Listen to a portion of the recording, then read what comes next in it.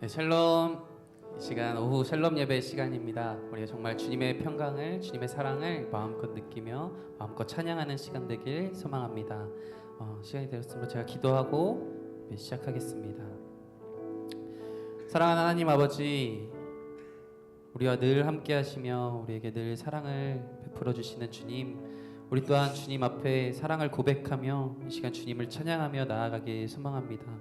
모든 길을 걸어가시사 또한 승리하시고 우리에게 그 모든 것을 함께하게 하신 주님, 우리가 늘 감사함으로 진정으로 주님을 찬양합니다. 주님의 그 희생과 그 사랑, 이 시간 찬양할 때에 진정으로 주님 앞에 나아가며 주님, 우리가 진정으로 주님을 찬양할 수 있는 시간 되게 하여 주시옵소서. 사랑하는 예수님의 이름으로 기도합니다. 아멘. 우리 함께 예수 나의 첫사랑 되시네 같이 찬양하겠습니다.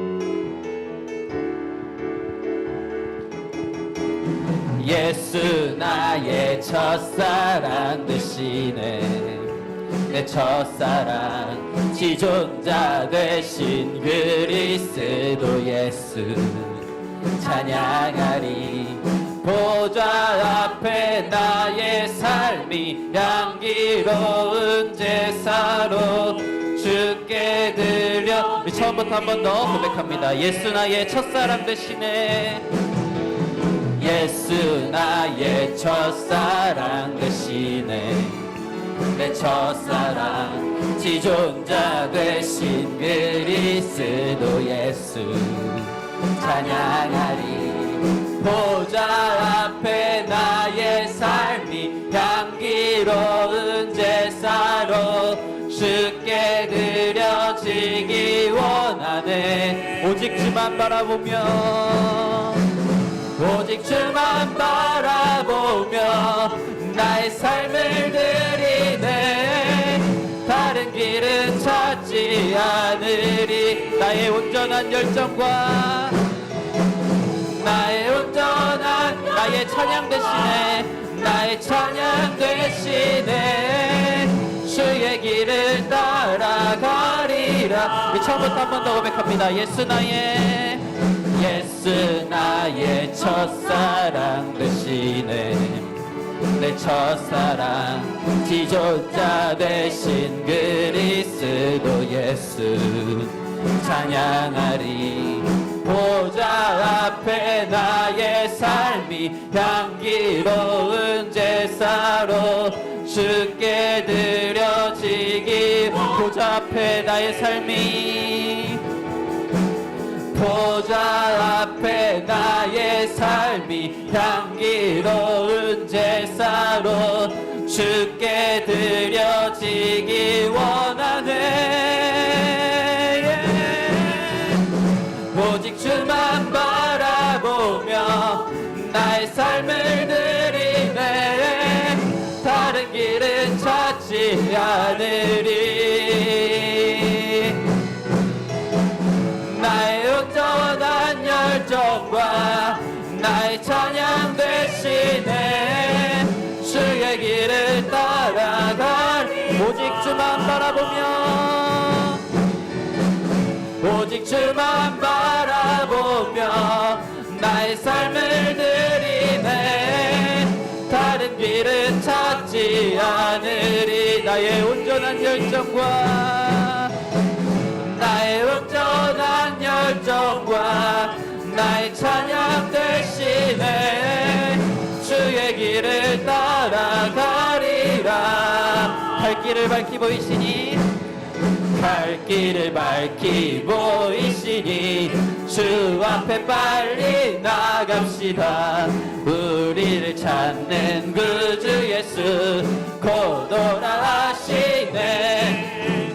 죄악 벗은 우리 영혼은 기뻐 뛰며 주를 보겠네.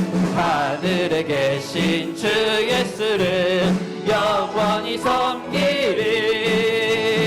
우리를 오라 하시는 말 기쁘게 듣고 순종하세. 구주를 믿기 지체 말고 속속히 나가세. 죄악 벗은 우리 영혼은 기뻐 뛰며 드리며 주를 보겠네. 하늘에 계신 주 예수를 영원히 섬기리. 주 오늘 여기 계시오니 다 와서 주의 말씀 듣세. 듣기도 하며 생각하니 참 진리시로다. 죄악 벗은 우리 영혼은 기뻐 뛰며 주를 보겠네. 하늘에 계신 주 예수를 우리 3절 한 번 더 고백합니다. 주 오늘 여기 계시오니 주 오늘 여기 계시오니 다 와서 주의 말씀 듣세. 듣기도 하며 생각하니 참 진리시로다. 죄악 벗은 우리 영혼은 기뻐 뛰며 주를 보겠네. 하늘에 계신 주 예수를 영원히 죄악 벗은 우리 영혼은 죄악 벗은 우리 영혼은 기뻐 뛰며 주를 보겠네. 하늘에 계신 주 예수를 영원히 섬기리. 아멘. 네, 주님의 그 놀라우신 사랑이 이 시간 우리 마음 가운데 평안으로 가득하기를 소망합니다. 우리 다음으로 예수님 그의 희생 기억할 때 같이 찬양하겠습니다.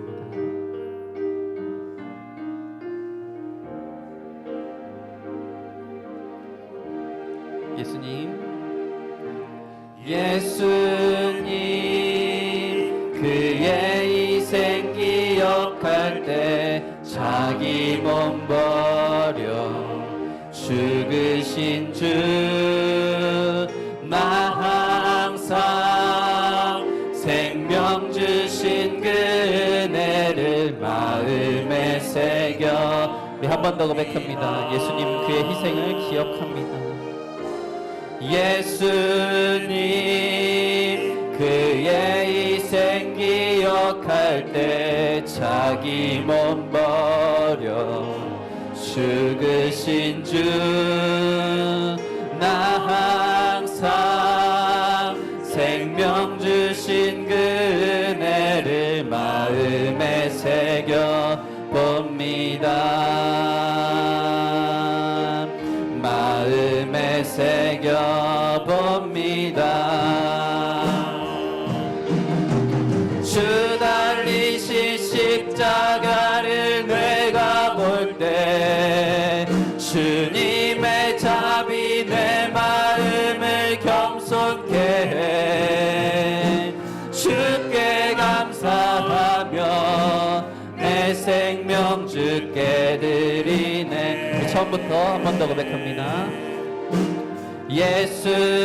예수님 그의 희생 기억할 때 자기 몸 버려 죽으신 주 나 항상 생명 주신 그 은혜를 마음에 새겨 봅니다. 마음에 새겨 봅니다.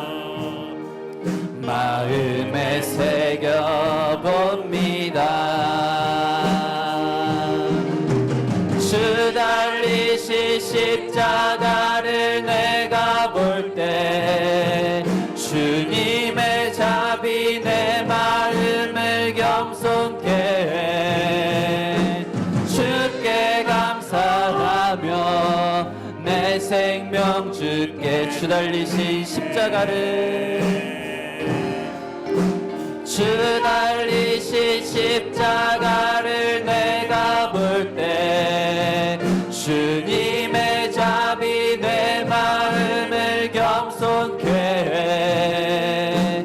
주께 감사하며 내 생명 주. 한 번 더 고백합니다. 주 달리신 십자가를 주 달리신 십자가를 내가 볼 때 주님의 자비 내 마음을 겸손케 해. 주께 감사하며 내 생명 주께 드리네. 감사드리리 주의 십자가 감사드리리 주의 십자가 나의 친구 되신 주 감사드리리 주의 십자가 나 한 번 더 고백합니다. 감사드리리 주의 십자가 감사드리리 주의 십자가 마음을 다해 마지막으로 한 번 더 고백합니다. 감사드리리 주의 십자가 감사드리리 주의 십자가 나의 친구 되신 주. 이 시간 함께 기도하며 나아갑니다. 찬양의 고백처럼 그 놀라우신 희생, 그 십자가로 말미암아 우리가 이 자리에 있습니다. 비록 우리에게 값없다라고 말씀하시며 주셨지만 그 안에는 정말 예수 그리스도의 십자가 희생이 있었음을, 예수님의 값어치가 숨겨져 있었음을 우리는 늘 기억하며 감사하며 주님 앞에 나아갑니다. 아버지, 이 시간 우리가 정말 진정으로 감사함으로 진정으로 주님만을 예배하며 나아갈 수 있는 이 시간 되게 하여 주시옵소서. 우리의 사랑 되신 주님을 바라보며 이 시간 주님만을 높이며 나아갑니다. 이러한 마음으로 다 같이 주여 한번 부르짖고 기도합니다. 주여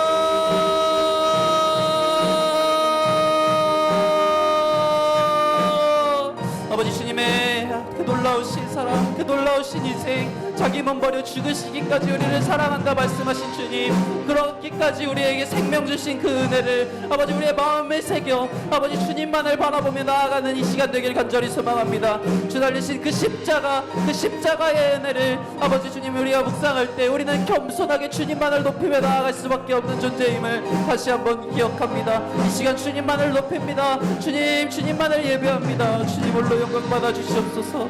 주여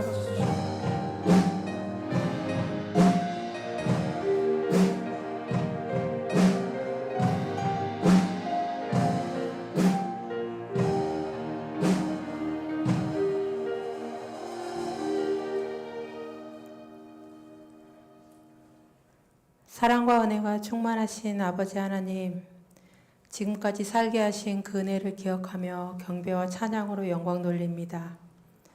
계절의 시간을 따라 모양과 색을 달리하는 자연은 어느덧 깊은 가을 속을 걷고 있습니다. 곱게 물들어가는 단풍이 봄꽃보다 아름다운 11월의 첫 샬롬 예배로 모이게 하시고 지체들과 더불어 하나님과 친밀한 교제를 누리게 하심에 감사를 드립니다. 선하신 하나님, 겨울을 재촉하는 빗줄기에 우리의 죄와 허물을 흘려보내고 싶지만 하실 수 있는 분은 오직 한 분이시기에 이 시간 자백하며 주님 앞에 나왔사오니 자비와 긍휼로 저희를 용서하여 주시고 참된 안식과 평안을 누릴 수 있는 은혜를 더하여 주시옵소서. 주의 말씀을 사모하며 진행 중인 리딩 지저스 성경 통독이 얼마 남지 않았는데 끝까지 포기하지 않고 한마음으로 동참할 수 있도록 인도하여 주시고 말씀을 통해 하나님을 더 깊이 알아가며 그 은혜로 말미암아 감사하며 소리내어 웃는 한 해가 되게 하여 주시옵소서.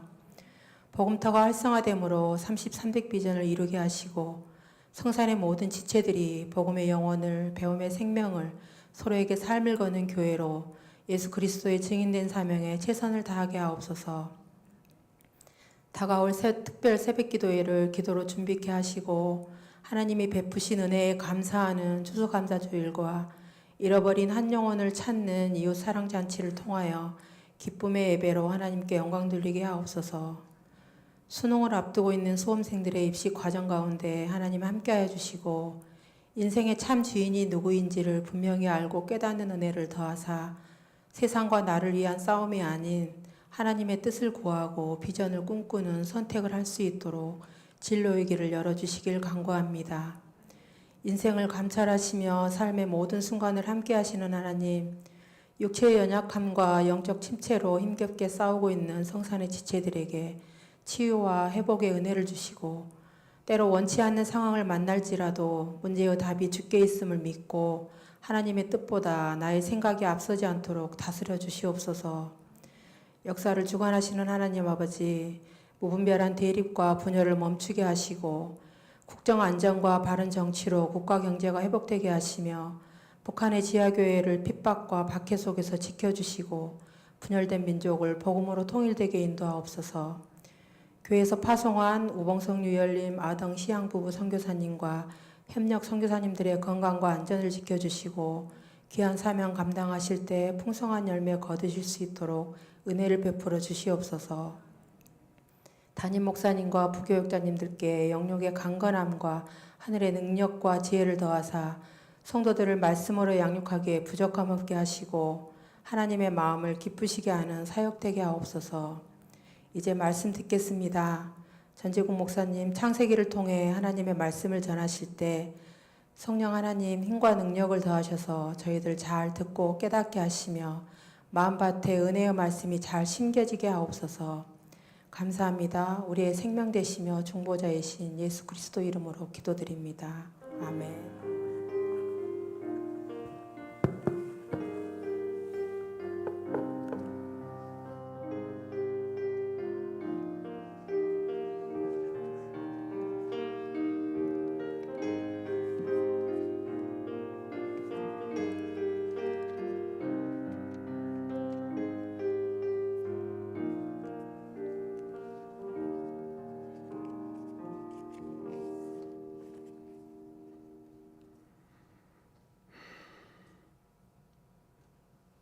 하나님 말씀은 창세기 30장입니다.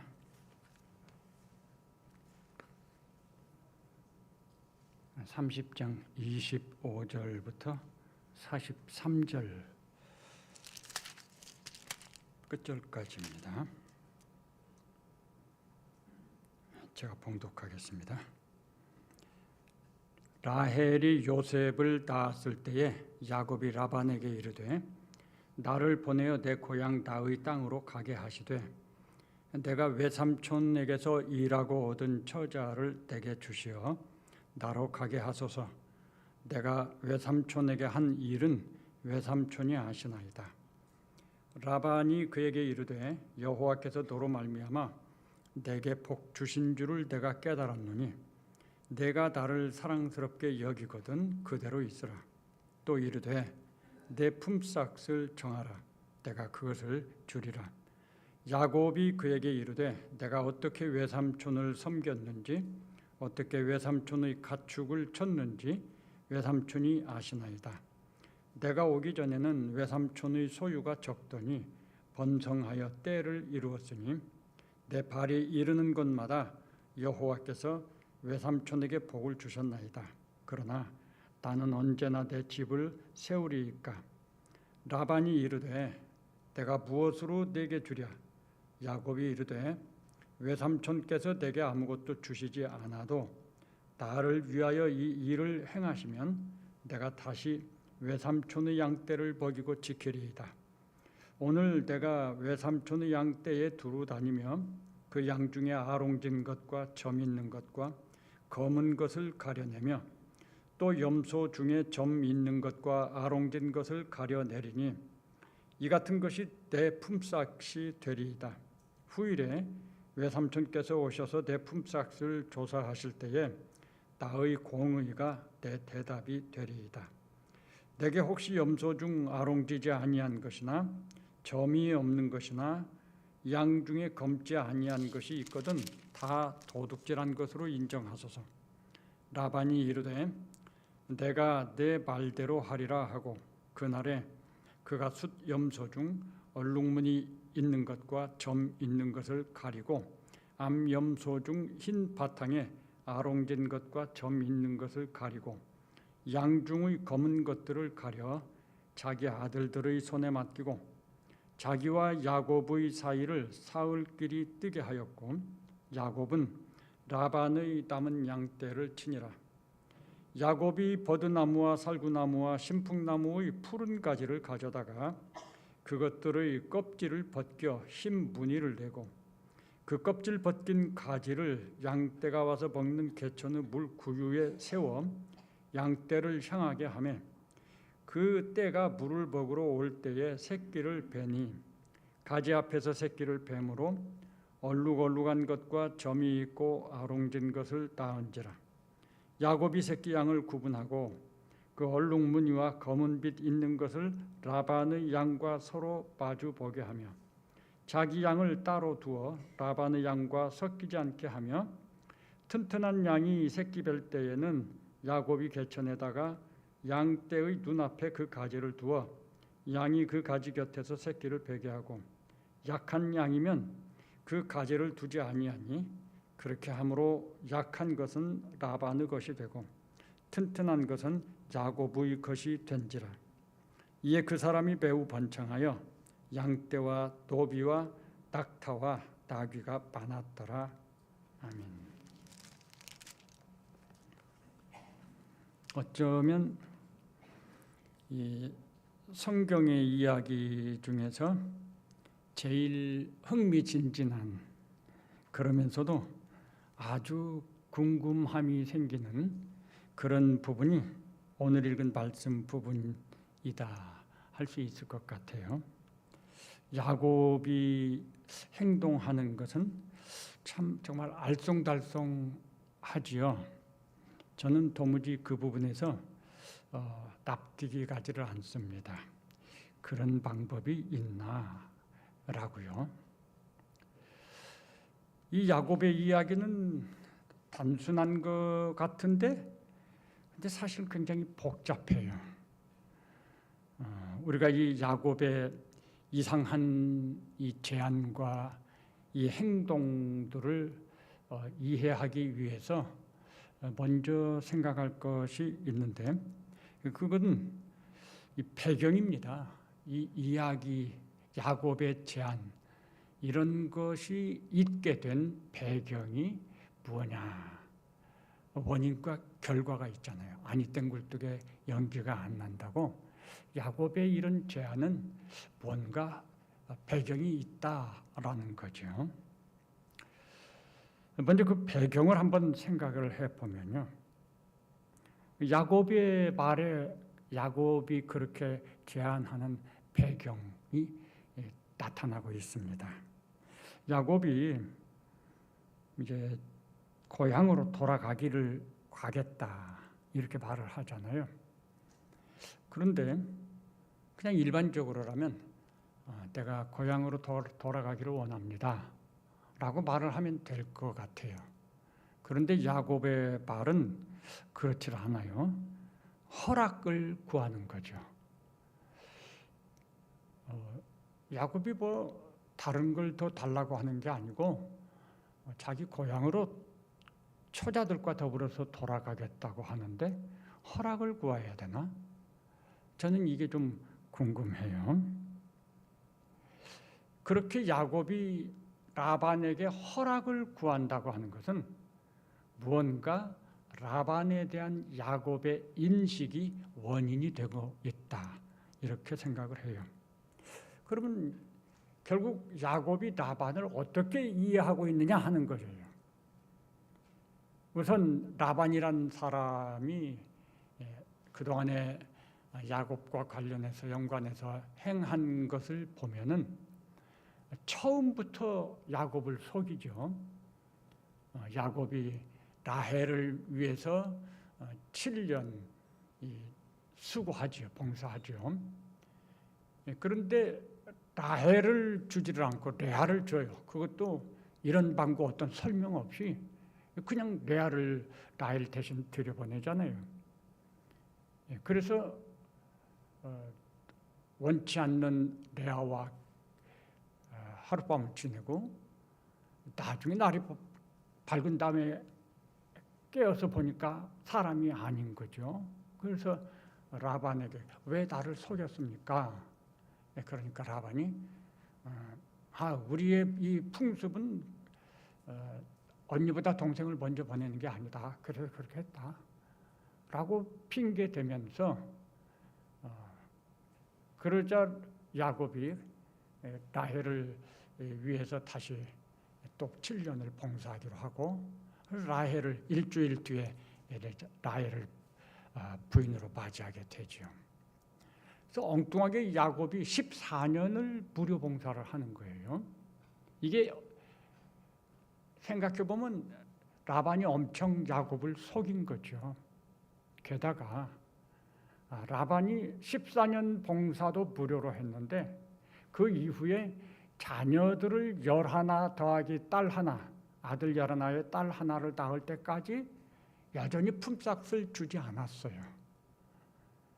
그냥 무료 봉사하게 만든 거예요. 여기 대화의 내용을 보면 그렇다는 거죠.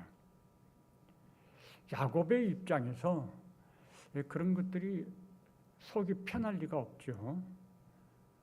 야곱이 라반을 어떻게 인식하겠습니까? 우리 외삼촌은 이기적인 사람이고 속이기를 잘하는 사람이야. 이런 인식을 가지게 되었을 것 같아요.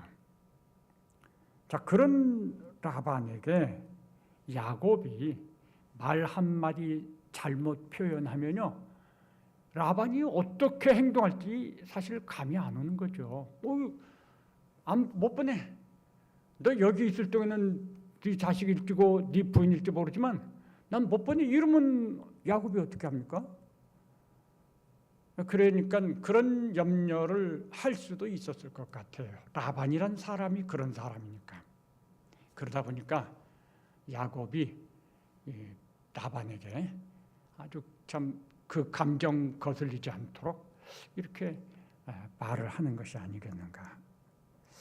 어쨌건 중요한 건 이 긴 세월 동안 라반과 함께 생활하면서 야곱이 라반에 대해서 가진 인식은 믿을 수 없는 사람인 거예요.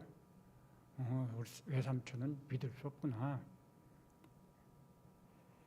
그렇지만 그런 세월 동안 야곱이 마음속에 가지게 되는 서운함이나 또 속상함이나 이런 것이 왜 없겠어요? 있죠. 그래서 이제 야곱이 집에 돌아가겠다 이렇게 말을 하는 거예요. 그런데 사실 이렇게 야곱이 돌아가겠다고 하는 이 말은 실제로 돌아가겠다는 것을 의미하는 것은 아니었다라고 생각을 해요. 왜냐하면 그 야곱의 겉으로는 돌아가겠다고 하는 것이지만 실제 야곱의 속마음은 그러지 않았다는 거예요. 그게 속셈이라고 표현한 거예요. 야곱의 그 마음이 뭐냐? 야곱은 이때 이미 이 라반에게 내가 돌아가겠다라고 말할 때 사실 야곱의 성격상 이런 소리 선뜻 자기가 나서서 하는 성격이 아니에요. 그동안의 쭉 과정을 보면. 근데 여기서는 야곱이 그렇게 적극적으로 자기의 뜻을 말하는 것 같아요. 이 야곱답지 않은 이 언행이 어떻게 나온 것이냐. 지금 말씀드린 그런 배경 속에서 이 말을 할 때 야곱은 이미 계산을 하고 있었던 거죠. 계획이 있었다 그 말입니다. 그 야곱의 계획이 이제 구체적으로 나타나는 것이 제안에서 나오는 거죠. 라반이 야곱은 자기가 돌아가겠다고 말할 때 라반이 승낙하지 않을 것 이미 계산하고 있었어요. 왜냐하면 야곱도 말했고 라반도 인정한 것처럼 야곱이 이 집에 와서 거하면서부터 라반의 집이 복을 받기 시작하는 거예요. 부자가 되는 거예요. 그걸 야곱도 알고 하나님께서 그렇게 야곱은 그렇게 생각했죠. 하나님께서 약속대로 행하셨구나. 근데 라반도 그 사실을 알아요. 그래서 라반도 야, 네가 온 뒤로부터 하나님이 이렇게 복을 주셨다. 내가 그거 안다. 그러니까 가지 말고 여기서 좀 더 머물러. 내가 싹쓸 주겠다. 이렇게 제안을 라반이 하잖아요. 라반이 응낙하자 돌아가라고 하지 않는 거잖아요. 그거 이미 야곱은 계산했어요. 절대 라반이 보낼지 않을 것이다. 왜? 라반은 욕심이 많고 이기적인 사람이거든요. 이 굴러 들어온 복덩이를 왜 보냅니까? 야곱이 좀 더 오래 있으면 자기가 더 많이 복을 받을 거예요. 더 큰 부자가 될 거예요. 그런 계산을 못하는 멍청이가 아니잖아요. 라반은 라반대로 계산을 하죠. 그런데 그 말을 하는 야곱은 야곱대로 계산을 하고 속셈이 있었다 그 말이죠. 야곱이 치밀하게 계산을 하고 있었다는 것이 무엇을 가지고 드러나느냐? 라반이 야곱이 돌아가겠다 하는 말을 듣고 그러지 마. 내가 그러면 너로 인해서 내가 이렇게 복을 받았는데 하나님이 복을 주셨는데 야 이제는 그럼 품삯을 내가 주겠다. 이 라반의 이 말에는 그동안 라반이 어떻게 행하였는지가 나오고 있어요. 라반도 그런 것 정도는 생각하는 머리가 있죠. 그런데 그걸 무시하고 그냥 이기적으로 살았는데 그럼 이제 내가 품삯을 주겠다. 이렇게 제안을 하면서 붙잡아요.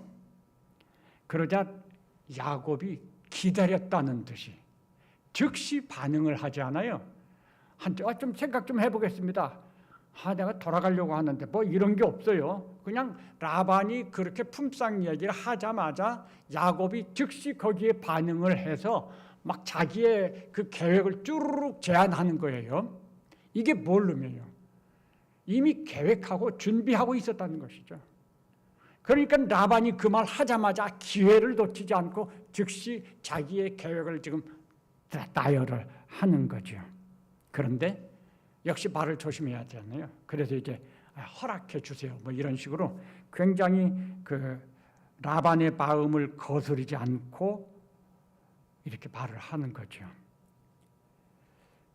아까 말씀드린 것처럼 야곱은 라반이 결코 돌아가는 걸 허락지 않을 것도 계산하고 있었던 거죠.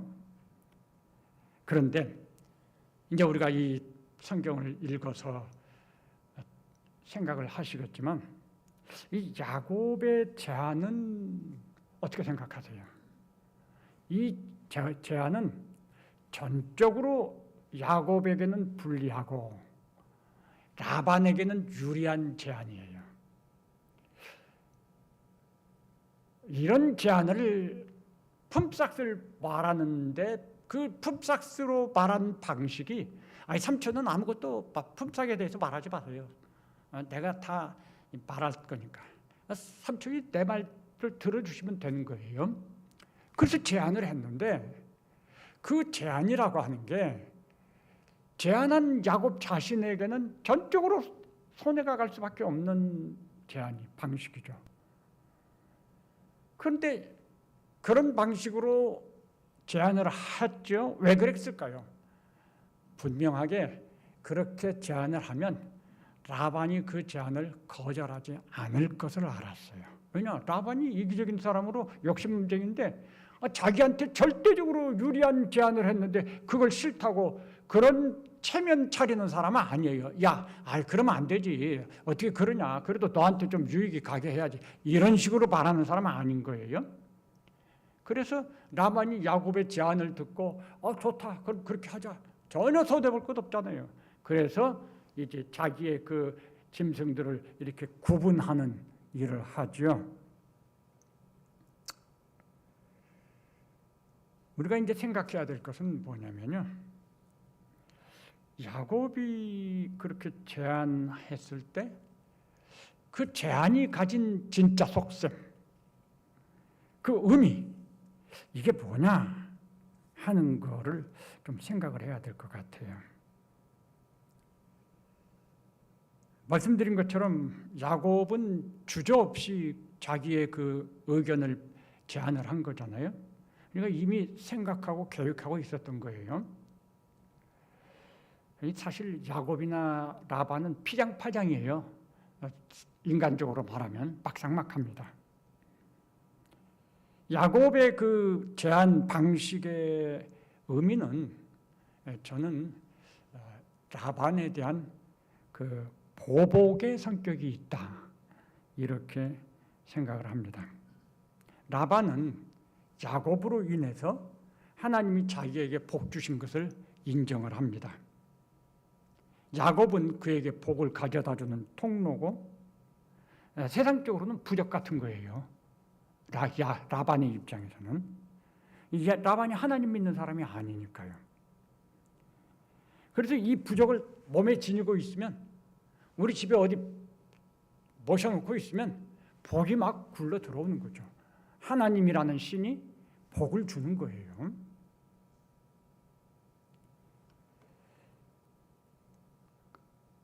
그런데 좀 더 생각해 보면 야곱이 제안한 이 방식이 가진 라반이 미처 생각하지 못한 함정이 있어요. 그 함정이 뭐라고 생각하실 수 있나요? 야곱의 말대로 하면요, 라반의 양과 야곱의 양은 확실하게 구분하는 거예요. 지금은 전부 라반의 양이잖아요. 그런데 야곱의 말대로 하면 얼룩진 것, 뭐 점이 있는 것, 이런 것들은 야곱의 것이 되는 거예요. 확실하게 품삯으로 정해놨으니까. 그렇지 않은 그런 것이 없는 것은 라반의 양이 되는, 가축이 되는 거예요.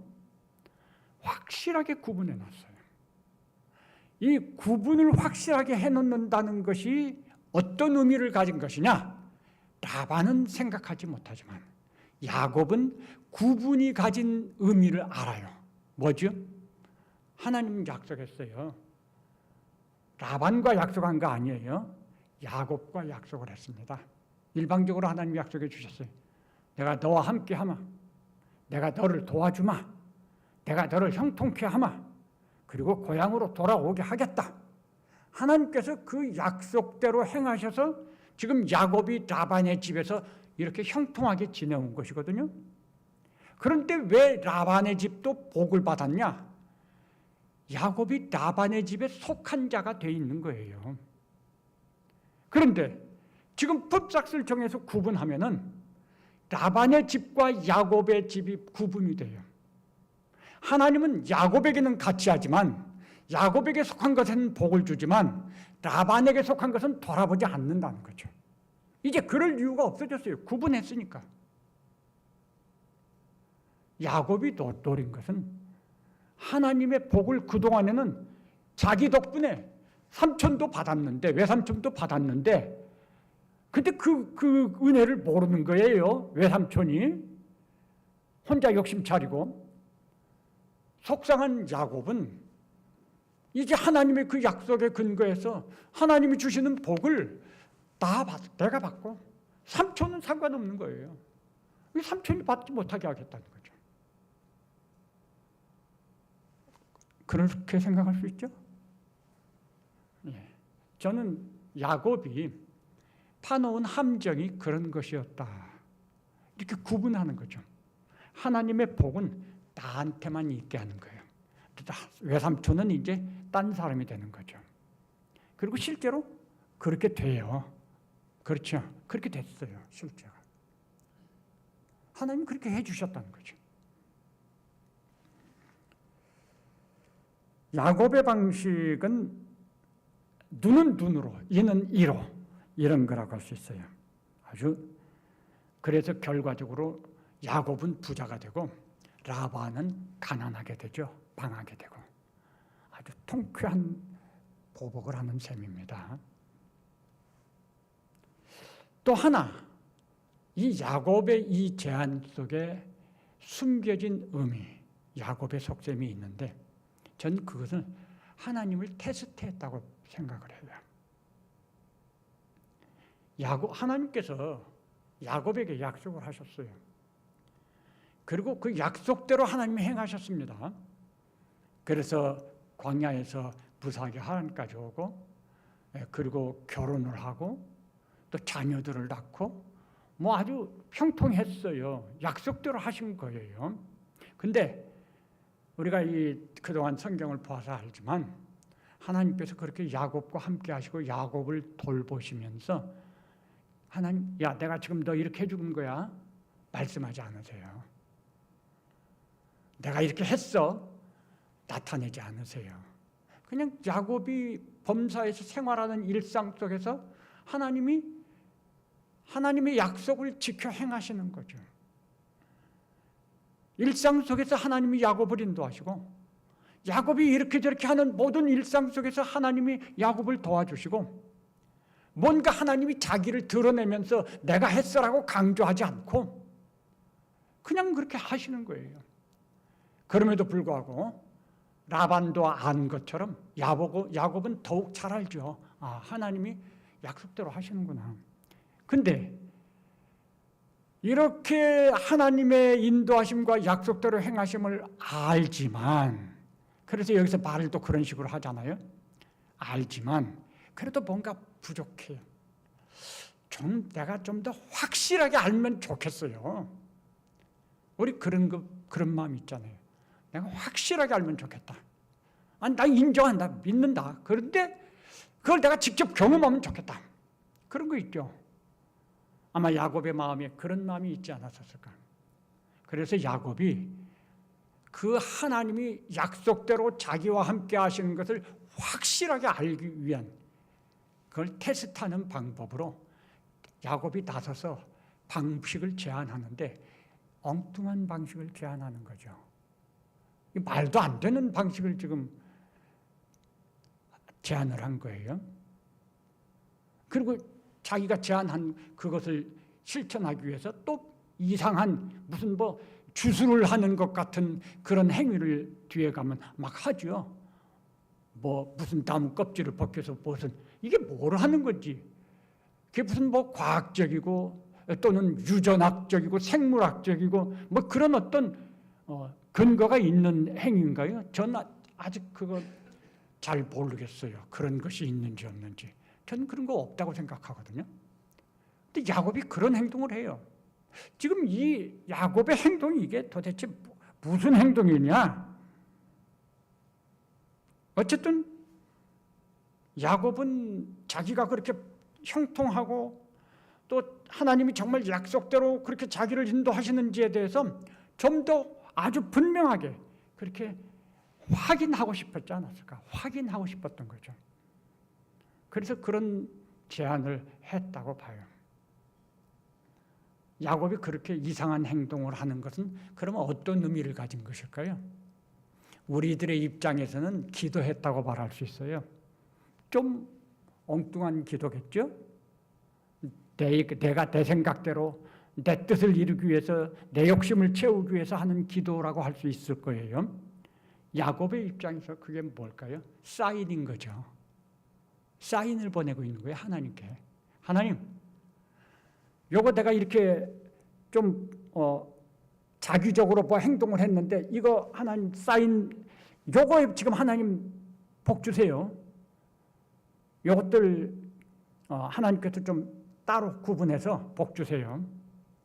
이렇게 사인을 보내는 거라고 생각을 해요.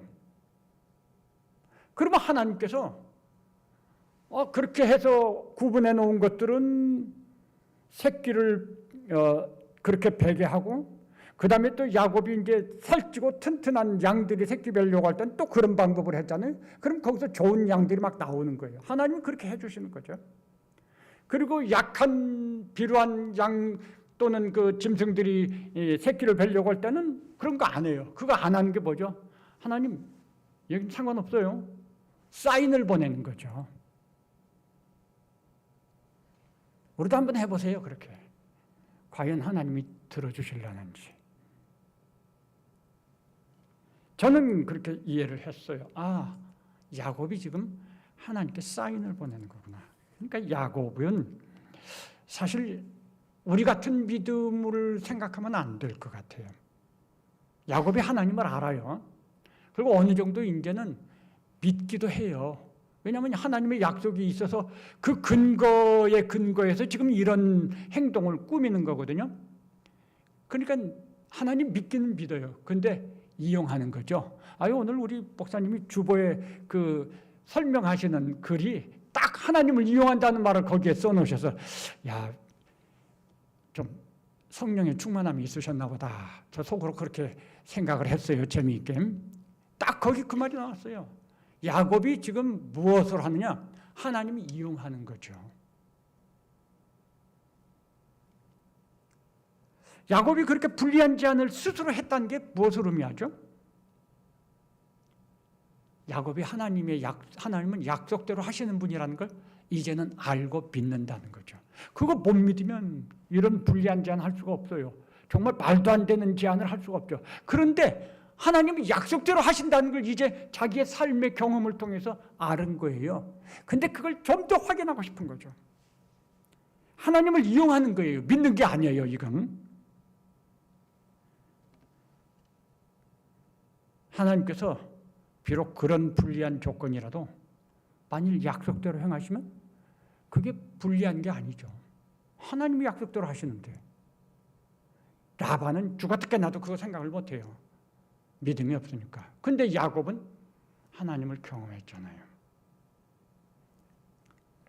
자, 여기서 이제 추가적으로 우리가 좀 더 깊이 생각해야 될 게 있는데요. 이 야곱의 행동입니다. 야곱이 이해할 수 없는 그런 어떤 이상한 주술적인 방법으로 행동을 하잖아요. 그런데 100% 야곱의 의도대로 되는 거예요. 그게 다 이상하죠. 아니, 하나님이 어떻게 그럴 수 있을까? 야곱의 그런 행위가 정당하다고 생각하십니까? 정당한 것 같지 않아요. 그건 라반이 야곱을 속이는 것처럼 야곱도 라반을 속이는 거죠. 그런데 하나님이 100%라고 하는 것은요, 우리 일상생활에서 100%는 없는 거예요. 뭐든지. 그런데 야곱이 여기서 행한 이 행위는 100% 야곱의 의도대로 됐어요. 이게 어떻게 그렇게 될 수 있느냐? 대답은 딱 한 가지예요. 하나님이 해주신 거죠. 야곱이 하나님을 이용했는데 하나님은 그걸 모르실 수도 없고 다 아실 텐데, 그런데 하나님 야곱의 거기에 발맞춰서 100% 다 이루어 주셨다? 이게 영 우리들이 가진 이 정상적인 의식으로는 납득이 안 가는 거죠. 그건 어쨌든 100% 된 거예요. 말씀드린 것처럼 이것은 그런 쪽으로 설명하면 그렇게 보이는데 다르게 설명하면요, 야곱이 지금 아까 말씀드렸지만 무엇을 한 거죠? 하나님의 약속을 근거해서 그 약속을 의지해서 이런 계획을 세웠다, 이렇게 말할 수 있어요. 그 약속이 없으면 이런 계획 못 세우는 거잖아요. 자, 야곱이 하나님을 이용할지라도 하나님이 하신 약속에 근거하고 그 약속을 믿는 것 때문에 이런 계획을 세웠다고 할 때, 야곱은 우리하고는 조금 색깔도 다르고 수준도 다르겠지만 어쨌든 믿음을 배웠다는 거죠. 야곱이 지금 믿음을 배웠어요. 조금 좀 혼을 내야 되는 믿음이긴 하지만 그래도 배웠어요. 그래서 이런 방법을 쓸 수 있는 거예요. 이거 하나님 믿지 않으면 할 수 없는 방법이잖아요. 우리는 우리 눈으로 보이는 이 야곱의 이 참 마음에 안 드는 것에 초점을 맞추고 하고 보니까 이게 도무지 납득이 안 가는 거죠. 그런데 달리 생각해 보면 야곱이 하나님을 믿는 거네. 믿으니까 이런 방법을 쓰지. 이렇게 말할 수 있는 거예요. 맨 처음에 야곱과 비교해 볼 때 야곱은 지금 어쨌든 간에 믿음을 좀 가지게 됐어요. 네. 또 하나 우리가 생각해야 될 것은 하나님을 시험하는 거예요. 저는 아까 야곱이 하나님을 시험하고 있다, 이렇게 말씀을 드렸죠. 그런데 성경은요, 하나님 시험하지 말라고 그랬어요. 예. 그 큰일 나는 거죠. 그럼 야곱의 시험, 하나님이 이렇게 거기에 발맞춰 주신 걸 보면 조금 의미가 다르다는 거죠. 시험이라고 할 때 우리가 두 가지로 생각할 수가 있어요. 하나는 사도행전에 나오는 아나니아와 삽비라의 이야기 기억하시죠? 이분들은 믿음이 있었던 분들이에요. 굉장히 좋은 믿음을 가졌어요, 초대교회 때. 그래서 참 성도들이 하나님 앞에 헌신하고 하는 걸 보면서 그들도 성령의 인도하심을 받아서 감동을 받고 헌신을 약속하죠. 우리도 우리가 우리의 전 재산을 팔아서 하나님께 드리겠습니다. 그리고 약속하고 나갔어요. 하나님께 드리겠다고 해서 집 재산도 다 잘 쉽게 정리가 됐어요. 또 하나님께 드리는 거니까 좀 많이 생겼어요. 근데 그때 이제 문제가 나오죠. 두 부부가 조용히 의견을 나눕니다. 이거 많기도 하고 이걸 다 드리면 우리는 뭘 먹고 살지? 실제적인 질문이에요. 우리는 뭘 먹고 살지? 그래서 합의를 봅니다. 그러지 말고 우리 절반만 갖다 드리자. 우리가 절반만 갖다 드리면서 이게 전부라고 말해도 누가 보았냐? 누가 아냐? 우리만 아는 거지. 그렇게 했어요. 그러다가 그만 심판받고 멸망을 받죠. 이 아나니아와 삽비라의 행위는 뭐죠? 하나님을 시험한 거예요. 하나님을 그렇게 시험하면 큰일 나죠. 그건 시험이죠. 테스트하는 거죠. 야곱의 행위는 그럼 어떤 걸까요? 야곱과 비슷하게 예를 들면 기드온을 생각해 보세요. 미디안의 압제를 받을 때 하나님께서 기드온을 불러서 사사로 세우고 미디안을 물리치려고 하셨어요. 그랬더니 이 기드온이 힘이 없는 자기 자신을 너무 잘 알아요. 내가 어떻게 그런 일을 합니까? 근데 하나님이 하라고 하시니까 그러면 하나님 내가 확신을 가져야 되겠는데 하나님 내가 이 양털을 한 무덩이 이렇게 바닥에 둘 테니까 그 이슬이 밤사이에 이슬이 내리는데 양털 위에만 좀 내리게 해주시고 땅은 마른 땅이 되게 해주세요. 그럼 내가 믿겠습니다. 이게 뭐예요? 시험하는 거죠. 그런데 진짜로 하나님께서 그렇게 해주셨어요. 그럼 됐죠. 근데 기도니 그거 가지고 확신을 못해요. 만족하지 못했어요. 그래서 이번에 하나님 내가 한 번 더 하겠습니다. 이번에는 반대로 해주세요. 양털에는 이슬이 안 내리고 땅에만 이슬이 내리게 해주세요. 그랬어요. 하나님께서 또 들어주셨어요. 그래서 기드온이 확신을 가지고 담대함을 가지고 나가죠. 자, 이것도 하나님 시험이에요. 그러면 아나니아와 삽비라의 행위와 기드온의 행위는 뭐가 다르냐?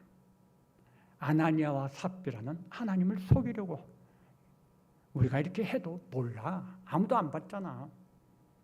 기드온은 하나님의 명령에 대해서 내가 좀 하나님 확신을 가지고 확인하고 싶어요.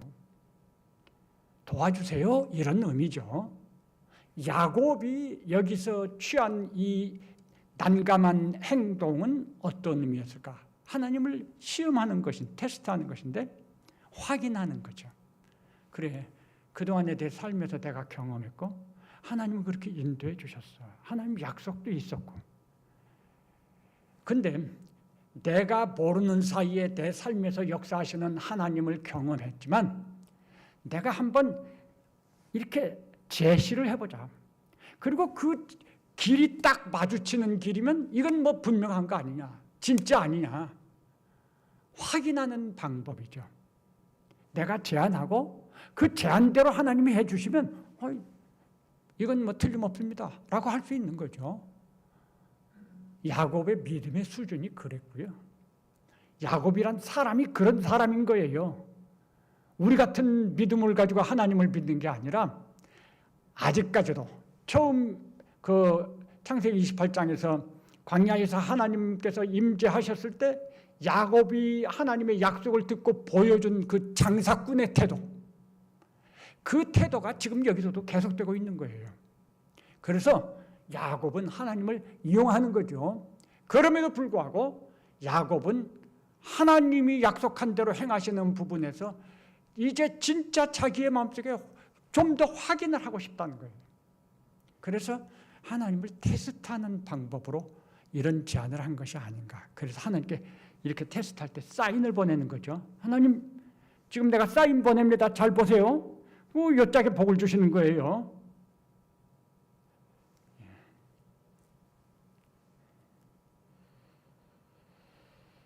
그런데 결과는 어떻게 됐죠?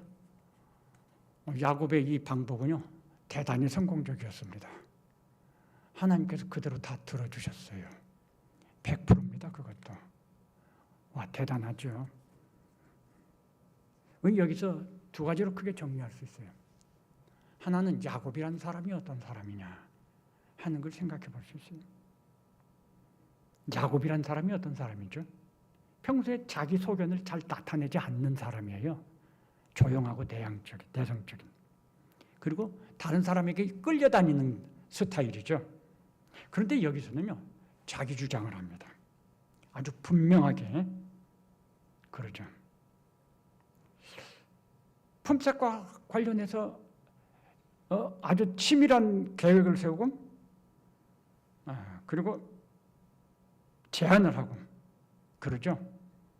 이런 걸 보면 야곱은요, 전에 집에 있을 때도 그랬지만 손해보면 손해보고 사는 사람은 아닌 것 같아요. 난 손해보고 못 살아, 이런 스타일이지 않을까. 그런데 야곱이 얼마나 치밀하게 계획하고 준비합니까? 그러니까 야곱이 지혜가 있는 사람이죠.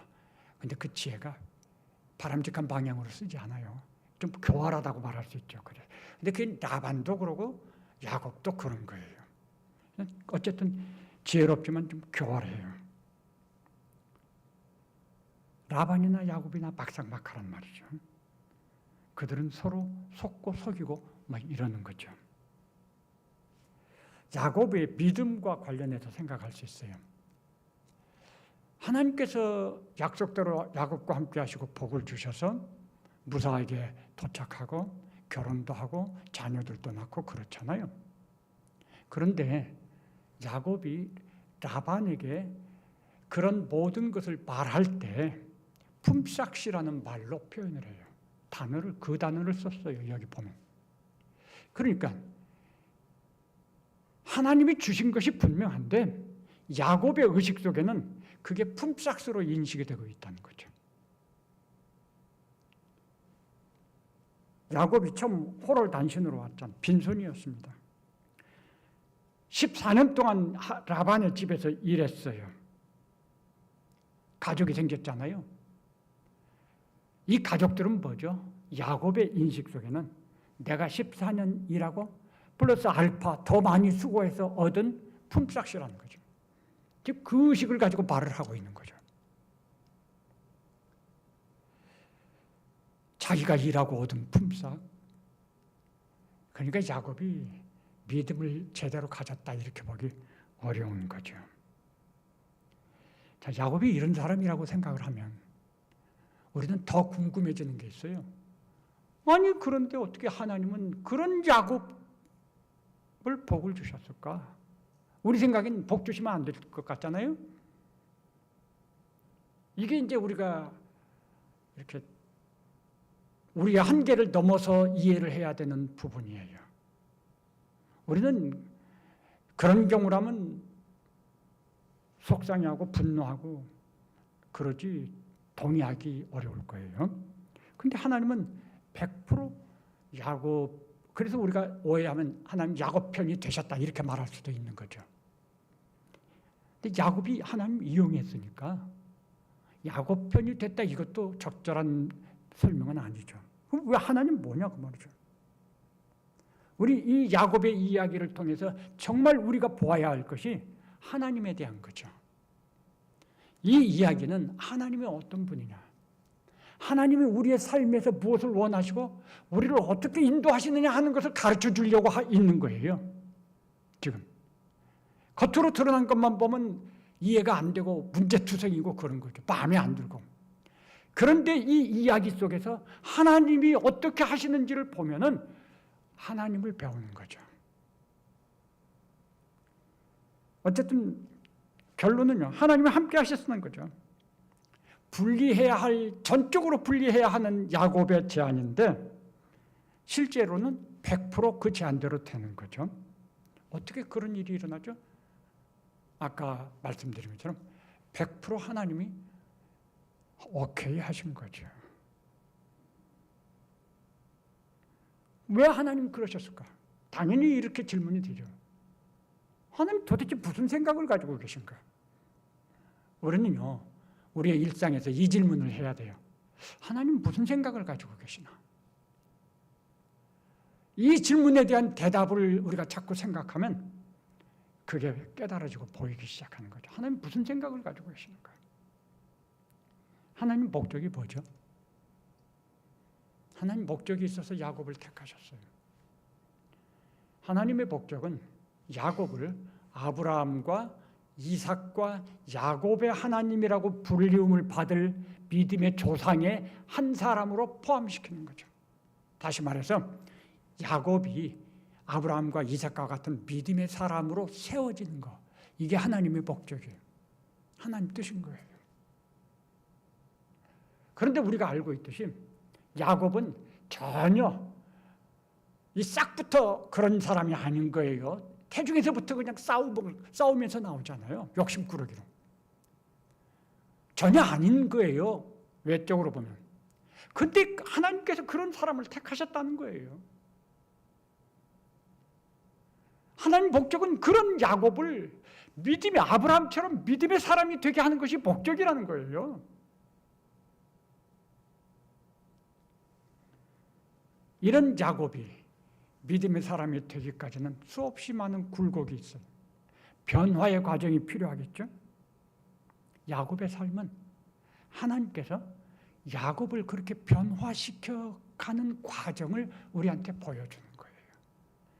그런 면에서 야곱이란 사람이 어떤 사람이냐는 것도 우리한테 보여주시고, 그런데 그런 야곱이란 사람을 하나님께서는 마침내 이렇게 믿음의 사람으로 세우셨다고 하는 걸 보여주시는 거예요. 이게 우리한테는 엄청난 큰 위로고 격려가 되는 거죠.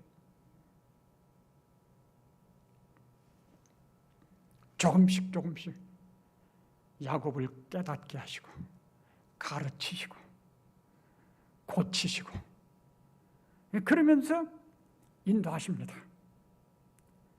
야곱은 배우는 동안 수없이 많은 실수, 허물, 넘어짐 이런 것들을 반복해요.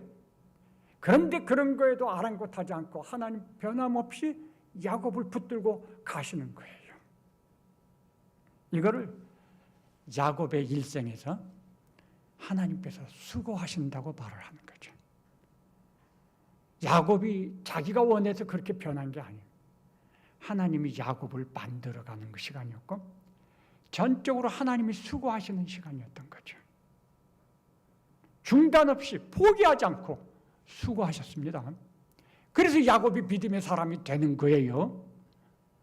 전에 한번 말씀드린 것처럼 48장인가에 가보면 야곱이 고백을 해요.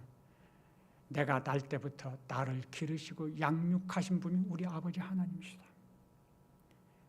야곱이 나중에 가서 그 모든 것을 다 인정하게 돼요. 내가 아닙니다. 하나님이 하신 것입니다. 사도 바울이 내가 한 것이 아니고 전적으로 하나님의 은혜입니다 라고 고백하는 것 똑같은 표현인 거죠.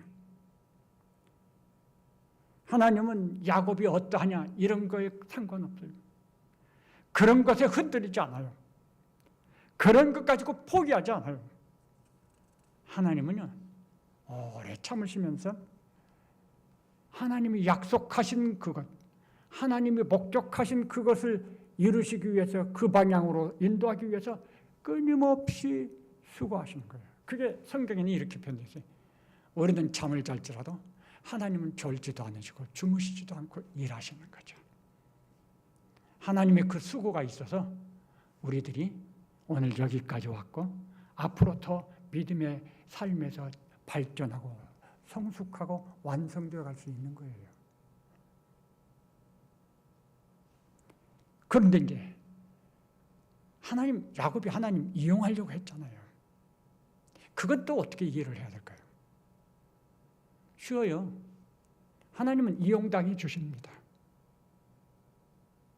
우리가 항상 성경에 있는 말씀, 진리의 말씀에 따라서 정직하게 올바르게 하나님을 대하는 거 아니에요. 우리 그렇게 못해요. 하나님의 뜻을 100% 다 알지도 못하고 아무리 믿음으로 살려고 애써도요 내 안에 이 옛 습관과 옛 생각과 이 두 마음이 있잖아요. 그래서 갈등을 일으키잖아요. 우리 100%다 하나님 맞춰서 못 살아요. 우리의 마음속에도 은근히 우리가 주인 노릇하고 싶고 우리 뜻을 대로 하고 싶고 내가 원하는 걸 하나님 좀 들어주세요. 우리 대부분 그렇게 기도해요. 우리들이 모든 거 다 계획하고 하나님 내가 이렇게 계획했어요. 하나님 들어주세요. 그렇게 기도하지 않습니까? 우리가 어디 무슨 시험을 보려고 할 때 하나님 이 시험을 봅니다. 합격시켜주세요. 아직 그렇게 기도하지 않아요? 다 우리가 원하는 그게 하나님 뜻이라고 무슨 어떻게 장담해요? 다 우리들이 원하는 거 계획하고 우리가 노력하고 그리고 하나님 들어주세요. 도와주세요. 이렇게 말하는 거죠. 우리는 야곱 같은 이용하려는 마음은 없을 거예요. 그런데 사실 그게 냉정히 말하면요. 비슷해요. 전혀 그렇지 않다고 우리 말 못해요. 비슷한 거예요. 야곱은 의도적으로 그렇게 했다면 우리는 의도하지 않고 그렇게 하는 것이 다르죠.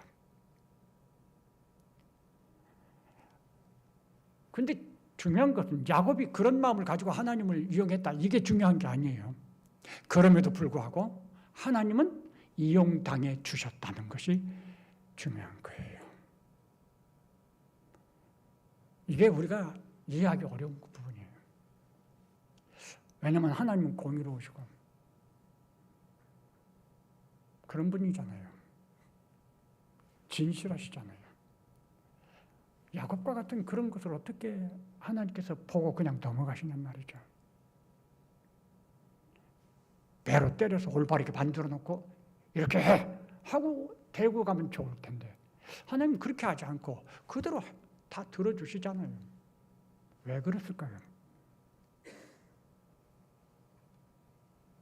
야곱이 하나님을 확인하려고 했다고 그랬잖아요. 하나님이 야곱에게 이용당해 주심으로 야곱이 원하는 것을 해 주실 때 그때 뭐가 될까요? 박수 소리가 나는 거죠. 마주쳐야지 소리가 나요. 빗나가면 소리 안 나잖아요. 야곱의 그런 마음, 그런 행동, 이것이 하나님이 거기에 맞춰서 응답을 해주셔야지 딱 소리가 나죠. 이 소리가 뭐죠? 아! 하나님이 진짜로 약속대로 하시는 거구나. 확인이 된 거예요. 아, 하나님 그런 분이구나. 야곱이 악한 마음으로 그렇게 했으면 하나님 안 들어주셨을 수도 있어요. 아나니아와 삽비라 같이. 근데 야곱은 악한 마음이 아니죠. 하나님 확인하기를 원했던 것 같아요. 그런데 말도 안 되는 그런 방식을 했으니까 우리가 혼란을 일으키는 거죠. 하나님 야곱의 마음을 아시고 보셨을 것 같아요. 야곱의 마음에 마주 응답을 해주시는 거예요. 손바닥을 마주쳐 주셨어요. 그러니까 야곱이 거기서 깨닫는 거죠. 진짜네. 하나님 약속은 진짜네. 이것을 깨달음으로 인해서 야곱에게 주어지는 은혜가 뭘까요? 야곱의 믿음이 한 단계 올라서는 거예요. 하나님 목적이 그거잖아요. 야곱의 믿음을 세워주는 거예요. 그래서 중요한 것은 방향이에요. 내가 지금 어떤 방향으로 가고 있느냐? 거북이처럼 갈지라도 하나님이 목적하는 믿음의 사람으로 가는 그 방향으로 내가 가고 있는가?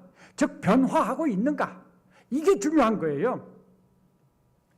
가인은요, 하나님께서 깨우침을 주셨어도 거절하고 가잖아요. 죄가 너의 문 앞에 엎드렸다. 알려주시는데 듣지 않아요. 라반도 야곱을 통해서 하나님이 함께 하시는 걸 보고 하나님이 함께 하시니까 형통한 거 다 보잖아요. 요셉이 가서 머물렀던 보디발도 다 보잖아요. 근데 이런 사람들이 믿음으로 돌아오질 않아요. 바로도 그렇고 느부갓네살도 그렇고 성경이 많은 사람들이 하나님을 보고 경험했지만 돌아오지 않아요. 야곱은 믿음의 사람이 되어가는 거예요. 변화가 일어나는 거예요. 이게 하나님이 원하시는 거예요. 우리는 야곱의 변화를 확실하게 알 수가 있어요. 야곱은 이런 과정을 통해서 하나님이 어떤 분인지 배워요. 하나님 약속을 지키신다는 것 배워요. 야곱이 사실 우리 같으면 감사하겠죠? 근데 야곱은 감사 없습니다. 그게 뭘 의미해요? 믿음이 없다는 거죠. 하나님 이용하고 있는 거죠. 그런데 하나님 그런 거 문제 삼지 않으세요. 우리는 흑백 논리 같아요. 내가 이렇게 하면 하나님이 복을 주고 내가 좀 하나님 뜻을 거슬리면 하나님 복 안 주겠지? 아니에요. 우리의 어떠함에 상관없이 하나님은 하나님의 약속대로 하셔요. 하나님의 목적대로 하셔요. 하나님이 원하시는 것은 그런 우리의 일상 속에서 하나님이 약속대로 말씀대로 우리를 인도하심으로써 우리가 하나님을 알고 배우고 정말 우리 하나님이야말로 진짜 하나님이시구나 하는 것을 인정하기를 원하시는 거죠. 야곱의 삶은 이렇게 하나님의 일을 배우는 시간이었어요. 믿음을 배우는 과정이었어요. 광야에서 하나님을 만나고 하란에서 하나님을 배우고 가정을 이루고 자녀를 낳으면서 하나님을 배워요. 그리고 이제 그가 경제적으로 좀 부하게 되죠. 그때 이 경제적으로 부하게 되는 이 과정에서도 하나님을 만나고 배워요. 다시 말하면 야곱의 일상 전부가 하나님의 인도의 시간이었다는 거예요. 하나님이 특별히 우리를 인도하기 위해서 어떤 그런 게 아니고 우리의 삶 자체가 하나님이 우리와 함께 하시고 우리를 인도하시는 시간이라는 거죠. 그래서 우리가 제가 말씀드린 것처럼 우리가 이 눈을 믿음의 눈을 가지고 하나님의 주권을 인정하는 그런 믿음을 가지고 우리의 삶을 바라보면 우리의 삶의 구석구석에서 우리와 함께 계시고 우리를 인도하시고 도와주시는 하나님을 볼 수 있다는 거죠. 그럴 때 우리는 항상 감사하게 되고 항상 기뻐할 수 있고 언제나 평안할 수 있고 하나님이 나와 함께 하시는 거니까 그것이 눈에 들어오니까 그걸 배우는 거죠. 하나님이 원하시는 건 그거예요. 그걸 배우게 하시는 거죠. 왜? 이 세상이 점점 험악해지죠. 험악해진 어둠으로 가득 찬 세상이 되면요. 우리가 하나님이 우리 곁에 함께 계시는 걸 볼 수 없으면 넘어질 수밖에 없어요.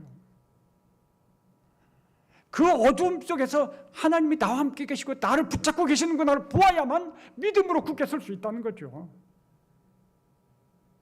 하나님께서 야곱의 이야기를 통해서 우리에게 들려주시고 싶은 것이 그런 거라고 생각을 해요. 우리는 그런 믿음을 배워야. 사실 이 결론은요. 오늘 아침 우리 목사님이 하신 결론과 같은 결론이라고 저는 그때 그런 생각을 했어요. 오늘은 이상하네. 결론이 똑같네. 예, 그렇습니다. 결론이 똑같다는 게 뭐죠? 그만큼 중요한 거예요. 우리가 꼭 배워야 할 믿음이라는 거예요. 우리 믿음의 안경을 쓰고 우리의 일상에서 우리와 함께 하시는 하나님, 우리를 인도하시는 하나님을 만나고 배우고 그 하나님을 신뢰함으로 모든 걸 맡기고 순종하고 따르는 그런 믿음을 우리 믿음의 삶이 되기를 소망합니다. 기도하시겠습니다. 감사합니다. 사실 우리가 주님께 내세울 것 아무것도 없는 걸 인정합니다. 우리는 자주 넘어지고 실수하고 실패하고 하나님의 뜻을 알고 따르려고 하기보다는 오히려 야곱같이 내 뜻을 주장할 때가 더 많이 있다는 거 인정할 수밖에 없습니다. 그러나 야곱을 통해서 우리에게 놀라운 은혜를 주시고 위로를 주시고 격려를 주시는 우리 하나님의 그 놀라운 배려와 사랑에 정말 감사드립니다. 우리의 어떠함과 상관없이 하나님은 하나님의 뜻을 이루기 위해서, 우리를 부르신 하나님의 목적을 이루기 위해서 우리의 삶의 방향을 정하시고 그 방향으로 인도하시고, 우리가 넘어져도 하나님 절대 포기하지 아니하시고 수고하신다는 것. 그래서 오늘 우리가 여기 있고, 그래서 또한 우리의 미래가 하나님 나라가 확실하다고 하는 것 정말 인정하고 너무 감사합니다. 하나님 우리에게 믿음을 더하셔서 우리의 일상에서 우리와 함께 계시고 우리를 붙들고 우리를 인도하시는, 책임져 주시는 하나님을 바라보면서 우리가 감당해야 될 이 세상의 어두움, 그 속에서 싸우는 영적 싸움 잘 감당하며 승리하는 삶을 사는 이 귀한 은혜 주시옵소서. 예수님 이름으로 기도합니다. 아멘.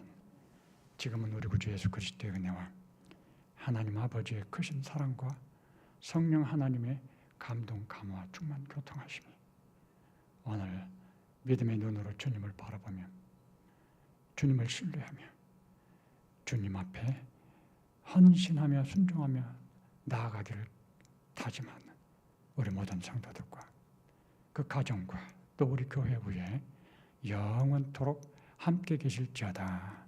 아멘.